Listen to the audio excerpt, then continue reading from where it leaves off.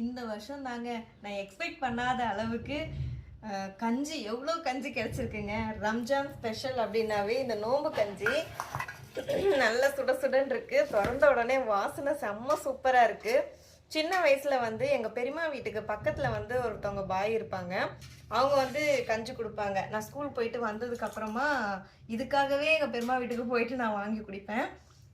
அந்த வாசனையே செம்ம சூப்பராக இருக்குது. அது வேற யாராலும் செய்யவே முடியாதுங்க. இந்த முஸ்லீம் இவங்களால் மட்டும்தான் இந்த கஞ்சி வந்து செய்ய முடியும்.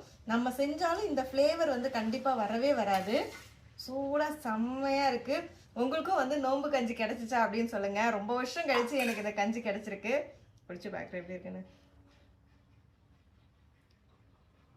சூப்பராக இருக்குது, செம்ம சூப்பராக இருக்குது. Thank you so much. எனக்கு கஞ்சி கொடுத்தவங்க யார் அப்படின்னா நம்ம ரெகுலராக வந்து கொரியர் கொடுக்குற அண்ணா தான். அவங்க வந்து முஸ்லீம், அவங்க தான் வந்து கொடுத்துருக்காங்க. ரொம்ப ஹாப்பியாக இருக்குது. அட்வான்ஸாக எல்லாருக்குமே வந்து ரம்ஜான் வாழ்த்துக்கள். உங்களுக்கும் வந்து முஸ்லீம் ஃப்ரெண்ட்ஸ் இருக்காங்களா? கஞ்சி கிடச்சிதா? அதுக்கப்புறம் பிரியாணி செஞ்சு தரேன்னு சொல்லியிருக்காங்களா அப்படின்னு கமெண்ட்ஸில் சொல்லுங்கள். இது வரைக்கும் எனக்கு யாரும் ரம்ஜானுக்கு பிரியாணி கொடுத்ததில்ல. கஞ்சி மட்டும் கிடச்சிருக்கு. பார்ப்போம் இந்த டைம் வந்து கிடைக்குதா அப்படின்ட்டு. இருப்பதை இன்பமாக வாழலாம். தேங்க்யூ.